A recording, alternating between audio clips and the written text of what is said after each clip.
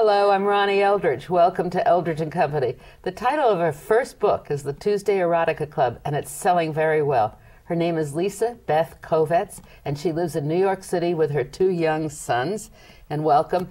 So did you start out to write a book of erotica, or just a book that, I mean, what was it that started it? I wrote the novel that I wanted to write, and the fact that it had erotica in it was part of the story. It's definitely very sensual and very erotic, but it is very much the story of women finding themselves within erotica. It's a wonderful feminist book. There is no doubt. The characters are wonderful, and it's not only about, well, you said that, what? The strongest thing, the need for a woman to what? The behind the book is the idea that women have to own certain things. They have to own themselves, their sense of themselves as erotic people, and they have to own their apartments if they're really going to have any control of their lives.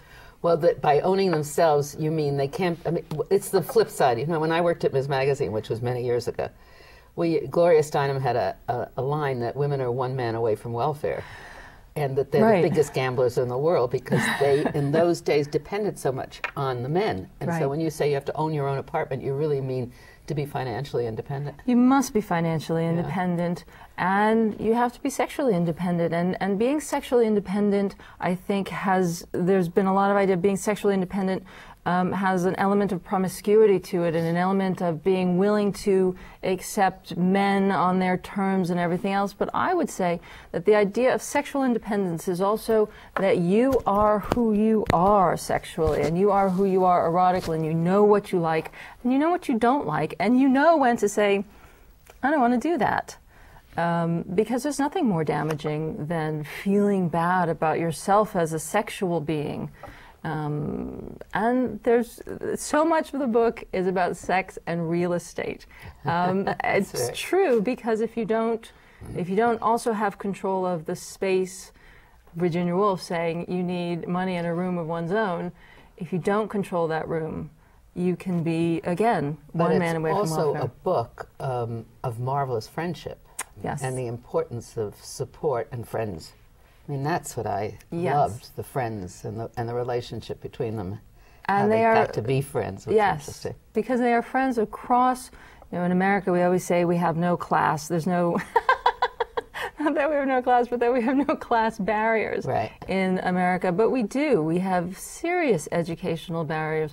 Women look at other women, how they dress, how they talk, where they went to school. This is a story about a woman who did not go to anything like the right places and forces herself into the world of upper middle class women. Sort of like a pygmy. She is, but she's both the professor and the statue. That's true, and up to date too. Yes. Very current. Yes. But it's also the love between just friends, and the sharing of experiences and the fun you can have as a friend. Yes. And importance. So how did you, I mean, what did you do? You thought of this? Did you want to write a book that was going to make a lot of money? That's basically what I wanted to ask at the beginning. Is that why partly because we did the erotica, but it's not? You think that that's an important part of life? I think that erotica is an important part of life. I think that this book got picked up because it says in very bright red letters on the cover, the Tuesday Erotica Club. I mean, I think that you pick it up for that, but it is a very serious and very full-on story. And I actually had a Tuesday Erotica Club when I was just out of college and had no idea what to do with myself. I was temping at a New York City law firm, and there were a lot of other women right out of college who didn't know what to do with themselves. It was very boring. And so I instigated a Tuesday Erotica Club where every Tuesday you would post to the company intranet, which I think dates me a bit, your erotic musings anonymously. And they were there for anybody in the know. They were posted somewhere where anybody in the know would go and pick them up and read them, and it got us through the week. It was very interesting that it worked extremely well for a very long time until men found out about it, until it was fun, it was erotic, and then within a week, everybody ran screaming away because the first guy posted something very pornographic. And More locker room kind of stuff? It's so interesting. I wish I could remember exactly what it was. But there is a huge gap. The line between pornography and eroticism. What do you lined think with it is? Testosterone. Is it? It's not necessarily, though. I mean, it is not men necessarily. can write very erotic things. Yes, they can. But what do you think the difference is? I think that erotica is to pornography as a good story is to a cartoon. That the point of erotica is to find the humanity in sensuality, to find the humanity in sex, whereas pornography searches for something either sub or superhuman or away from the feeling and into the image of sex, of bodies, of sensuality. Did you have a lot of girlfriends in college? Tons. You went to a women's college. I did. Yeah. And then, so did that, I mean, tracing it in your life, did you grow up with? I definitely grew up surrounded by strong women and strong men, and I would say that having so many girlfriends, having so many heterosexual girlfriends who have consistently helped me through some of the darkest times that people just normally have in their lives. How would I possibly have gotten over without the help of friends? Right. And that's what comes out, I think. That's what if you were to ask me about the book, I would say about friendship and strong women and feminism and what it really means. When you started writing this, how did you write it? Did you have an agent already? Did you write it on what they call spec, or had you? I was producing a series of CDs of jazz for children, and I was finishing it up, and when I was done and couldn't hear another note, I would sit home and write. And this was my side project that I was doing for myself, for my own pleasure, and I gave it to a girlfriend, and she said, "Oh, I have to show this to my friend who's a publisher in Italy. There won't be any money, but it'll be really fun." And I said, "Well, if she's sending it to a publisher, maybe I should dip my toe into the agent pool and see what's there." And I had finished the music project and I had delivered it. And I sent out 2 queries to the 2 agents under A that had email addresses, and hit send on the second one, and got a call that the music project, somebody we had wanted to be on, Megan Mullally from Will and Grace, we had turned us down, but now she was saying yes, could we remaster and could we get her in? And it broke open all the chains. And as I'm dealing with that, I get an email back, "Can you send me the novel?" I sent him the novel. "Can you please not wait?" I'm like, "Do you have any idea? I have no time to think about books or agents or anything else." But he pursued me 1 out of 2 submissions after making tons of submissions. But this was the story. I remember going to a lot of writers' conferences and listening to successful writers, and how did you get your start? Well, I wrote and I wrote and I wrote and I wrote and I wrote, and then I wrote my seminal work, and it all happened, and it happened like that. Do I remember that you wanted to be an actress? Wait, is that true? I had been an actress. I had been so it's comic. Always been in the field of, what would you call it, the arts, entertainment? Yes, and I had screenplays, lots of screenplays optioned and never made. That's the worst, so isn't it? Optioned. Love them. You can buy a whole house. So this book got picked up. It got published, which is also wonderful. It's in a trade paperback. Yes. What they call a trade paperback. Yes. It didn't come out in hardbook. It did not. It had the contract with Sourcebooks, who are a wonderful publisher, and brought me a fabulous agent, a fabulous editor, Hillel Black. But the original contract with them was for hardback, and hardback until really the 11th hour, when in a more casual conversation with the buyer from Borders, they said, it'd be so much better if it was coming in trade paperback. Which is this larger size paperback. And they called us and asked us to rethink the contract, and my agent and I agreed very quickly that we should go with the marketplace, and this is what the marketplace is saying. Publishing business is a very strange business, isn't it? Very complex. Don't you I always wonder why they still publish hardbacks, and somebody told me it was because libraries like them, but they're more expensive. They're $27, $30. Right. They're heavy, so you have to Right. carry around a heavy book. I just don't know. And so many books get published. Right. And then how do you decide what to buy? I mean, I go through and I look at the cover, you know. Right. And I keep thinking, never judge a book by its cover, but there it is. Now, you did a lot of publicity? We had a lot of publicity Did on you do this. that yourself? No, I should have. I should have. I was in the middle of a divorce. I was moving from Los Angeles to New York. Most of the publicity was from Sourcebooks themselves. If I had it to do again, not that they didn't do a great job, but I would highly, highly recommend any writer. The writer has to do it. They have to go out themselves. You have to. And it's hard work. It is hard work. It's a lot of. Because otherwise, your book is on the shelf, and there it sits. And if somebody likes the cover, they may look at it. Absolutely. I know that I have friends who have gone into bookshops for me and pulled it off the shelf and turned it, instead of the spine, turned the face. And a friend of mine said, you know, I used to be hired by X writer, and that was my job. I would go to the shops and Well, if you go in and you autograph it, they can't send it back. That's another trick. Really? If you go into Borders or Barnes & Noble and you sign it, they can't return it. So then that's another reason why authors go in and That's an excellent tip. Now, the interesting thing about this book is that it really, I mean, your experience with it is that it shows where we're buying books, and that's an interesting story. So tell us. Well, Sourcebooks, the publisher, is a wonderful mid-size and one of the few remaining truly independent publishers. It went all out into the big stores, the Barnes & Nobles, Amazon, all those things. But those stores that pushed out the mom and pops are now getting pushed out themselves by the box stores, Target. Talk about box stores, I mean large stores. Yes, the Targets, the Costcos, the Kmarts. And everybody's so delighted, particularly me, that Tuesday Erotica Club is going to be in Target, which leads to some very interesting questions about the mainstreaming of erotica in America.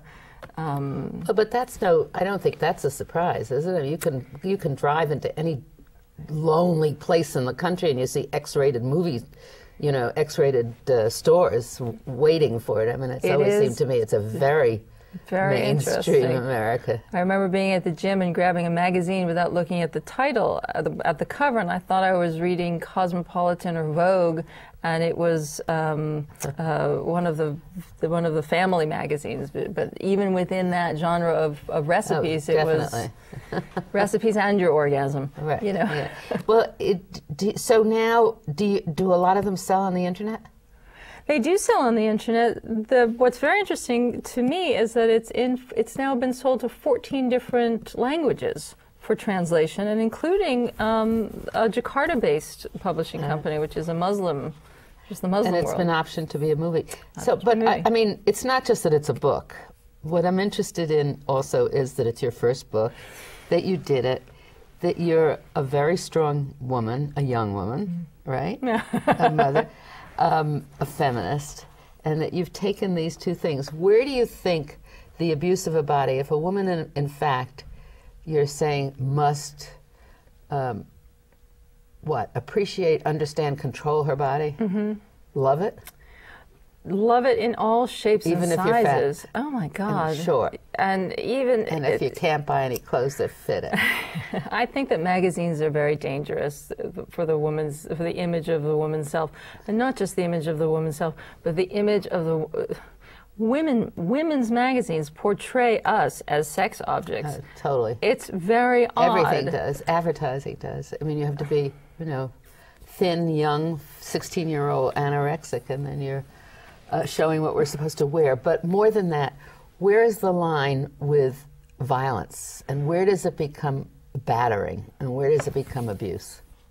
I know that women find themselves in situations where they're seeing themselves in images as hypersexual, and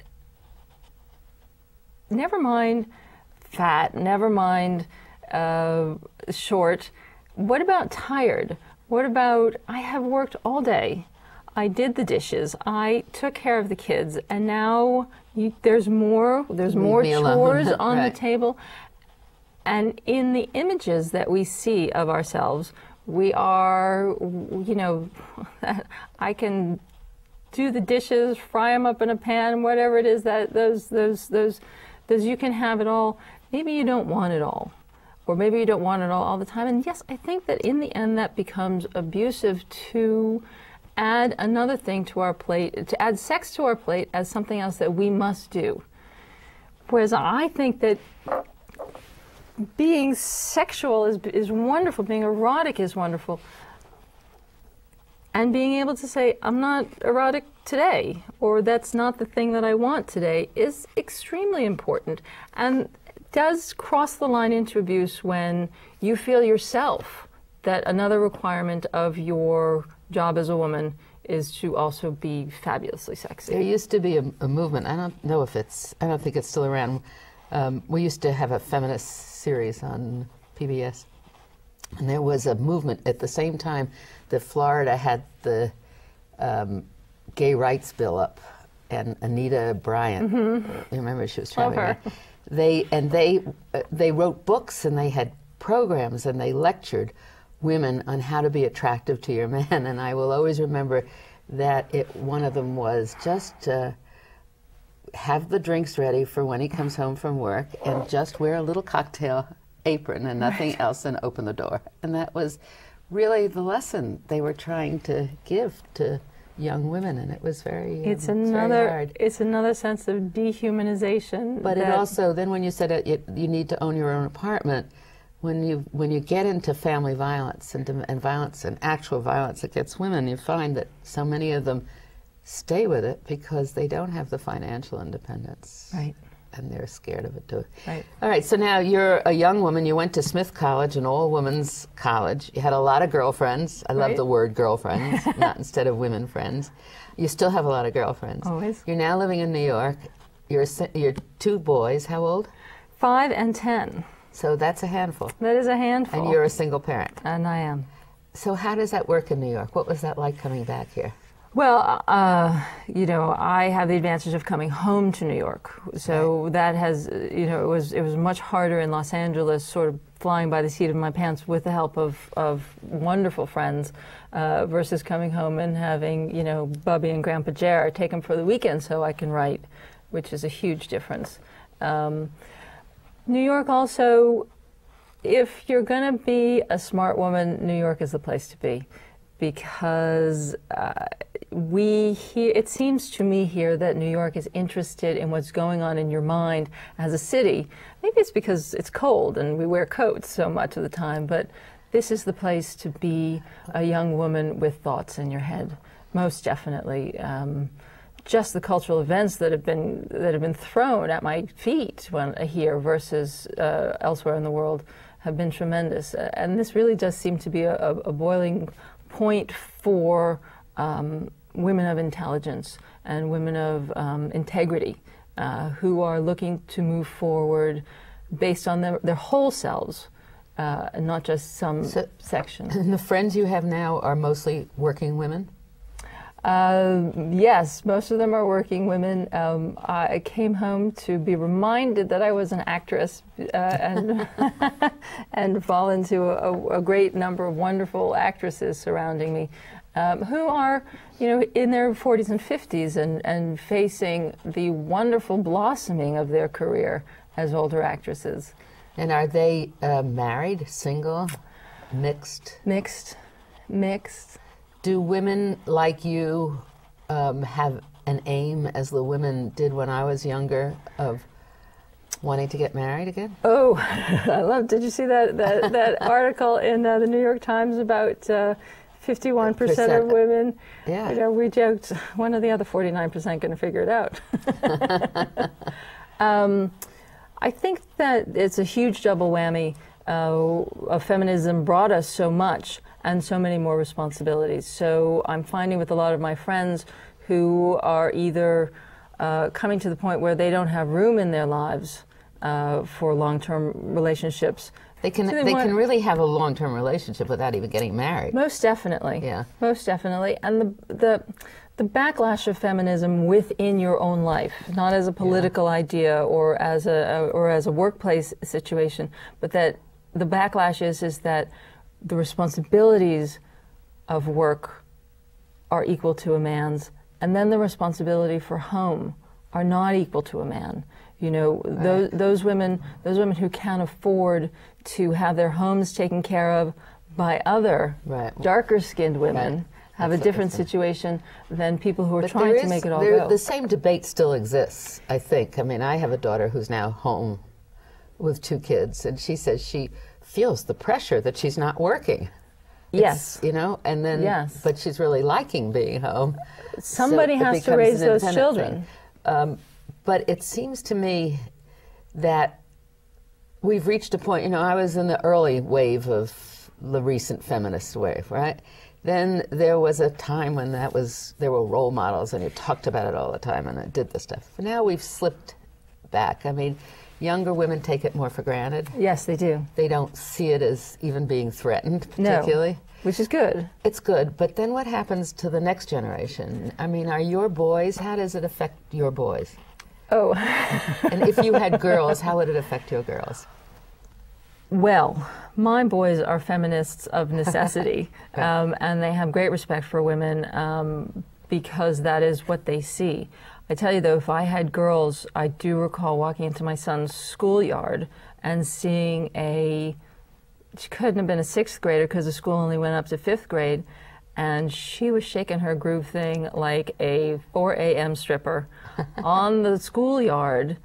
So we always have it. You know, sometimes and sometimes not. I mean, it's hard. Is it hard to make an issue of it? With the boys, not so much because they just don't care. Right. They're just not. My boys are just not sexualized at this point. Does the school teach in a non-sexist way? I imagine. I think that Greenwich. He goes to PS3 in Greenwich Village. So that's a pretty lucky. Yeah. They teach in a non-conformist way entirely. But do the other schools? Don't know. I definitely saw a self-imposed ghettoization of the girls and their desires in his public school in Los Angeles, which was just jaw-droppingly shocking that the girls were finding power in sex, pre-pubescent for sure, in a way that was upsetting. As we talk about it, I mean, it's so double-edged because we talk about the need for sisterhood or women's support and friends. I believe women have a different perspective in the world, especially because I come from the government part in public policy, for instance. And yet, how do we adjust it? I mean, what the goal has always been to bring it more to the middle, right? Right. Not to have the two separate things, but to have men adapt a little bit more of what we have. And maybe us trying to do the assertiveness that we tried 20, 30 years ago. I think that we hold on to our power for ourselves and not more, right. and not give it away in the false hope that giving away that kind of power will bring power back to us. Like I think, is it to bring power back or to protect you? I think to that take care of you. I see young girls going, you know, I'm so sensual. You will, you know, I will get power from this. Whereas, and the marketplace is telling them to do it. And it doesn't have good long-term effects. First place, you can't hold on to that forever. There's just the sag of time that finds you. That's a good way of putting it, right? And it doesn't really benefit you because it's not a comfortable way, you know, it's not a comfortable way to be empowered by giving it away, by saying, I can entice you, I can control you. I can be myself and move through the world with that kind of power it's just hard to teach also because It's complicated. It is. It's got its pros and cons. So what's next for you? Are you writing another book? I am writing the sequel to this, where the main character, Lux, now that she's gotten a little leg up on life, she has to try and keep it, you know. Her name is Lux Kurchu. Lux Kurchu. Fitzpatrick. Yes. And she is the one member of the group that didn't go to college. That's right. Family who most likely didn't finish high school. Most likely, yes, right. yes. And who got involved with these other women. And a family that makes their way in life with a cannabis crop that they grow in their So we have a little bit of everything in this book, and Yes. it's a lovely book, and it's a great time. It's fun reading it, and I think it tells us a lot about you. So it's interesting to have this discussion with you after reading the book, because we can see the whole thing. So thank you very much, Lisa. Such a pleasure, Ronnie. Thank you.